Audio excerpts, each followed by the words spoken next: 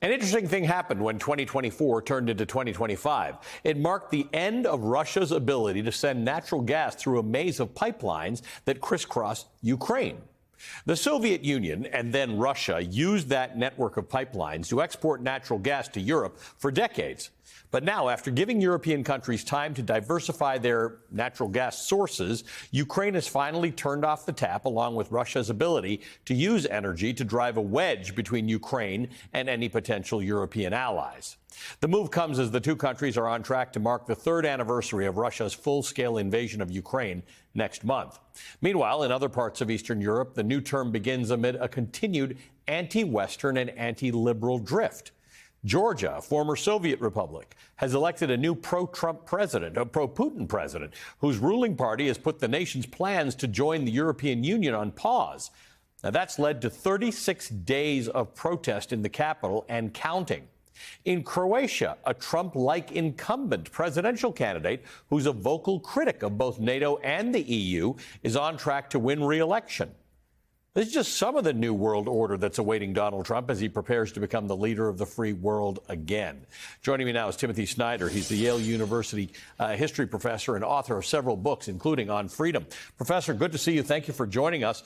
Let's talk about the gas. The natural gas flowing through the pipelines that Ukraine shut down accounted for very little now. It was only about 5% of Europe's gas imports last year. Most of Europe has made other plans and gets their natural gas elsewhere. This is much more of a symbolic move. It's a big one, however. Tell me what this means to you, if anything. Yeah, no, I mean, it actually means an awful lot. I mean, fundamentally, this war is a hydrocarbon war. It's the profits from hydrocarbons, from gas and from oil, which allows Putin to become the oligarch that he is and allows Russia to take the state form that it does. And so in that sense, it's very important. And then, of course, as you already suggested, the connection between the Soviet Union and then the Russian Federation and Western Europe was built largely on gas from the 1970s forward, and especially from 2015 forward, when Germany made the terrible decision to actually extend its dependence on Russian gas after Russia invaded Ukraine for the first time. That was one of the worst, I think, geopolitical decisions made in this century. Since the second invasion of 2022, most of Europe has shifted away from Russian natural gas. What was left was essentially Slovakia and Hungary, which by no coincidence are also countries whose leaders tend to support Russia in this war. So what Ukraine, in effect, has done is made life harder for those prime ministers in Hungary and Slovakia. Americans don't typically vote on foreign policy issues, but what Joe Biden did do is he successfully brought NATO and about 20 other countries into alliance to fight against the territorial expansion of Russia.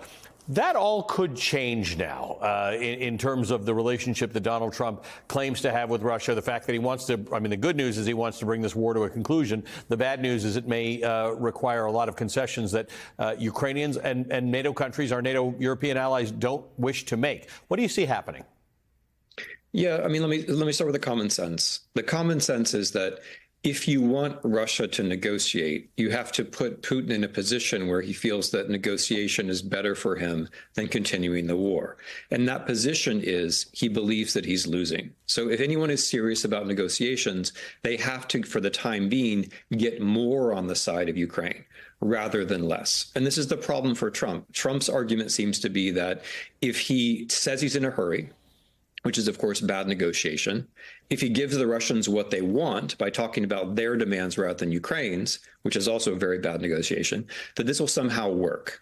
Now, the theory on the other side is that Trump will at some point realize that Putin is trying to humiliate him. Trump will at some point see Putin as a rival rather than a friend, and then his position will change.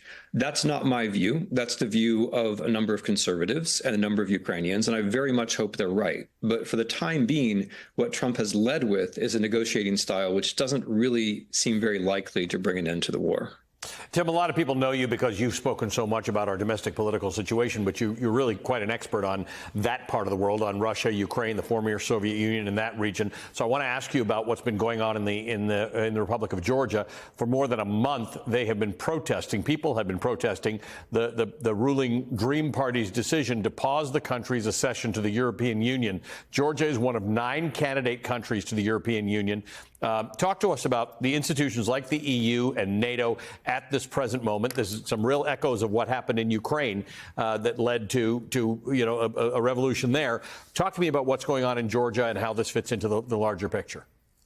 Yeah, it's very important to make the connection, as you have just done, with the European Union. So for us here on the other side of the Atlantic, the European Union can seem like an abstraction. Yeah. But for countries in Europe that are beyond the European Union, it essentially stands for the future, especially for young people. The European Union means free trade. The European Union means the free movement of people. The European Union means the chance to go to university in all kinds of wonderful places. The European Union means the chance to meet people in this huge economic and cultural zone.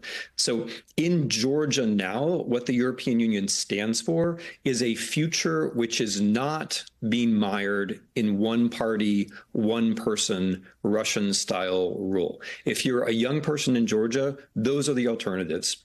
Europe and a future, or one-man Russian-style rule. So it's not really about the bureaucratic details about the European Union. It's about Europe as a real, not just a real vision, but a real possibility for a future where the people of Georgia could be freer. And that's why this apparent detail that their leaders have taken them off course on the track towards the European Union is so significant for Georgians, especially for young people. They understand quite correctly that if they want to live in a country where people are going to be free, they also have to live in a country which is connected to Europe.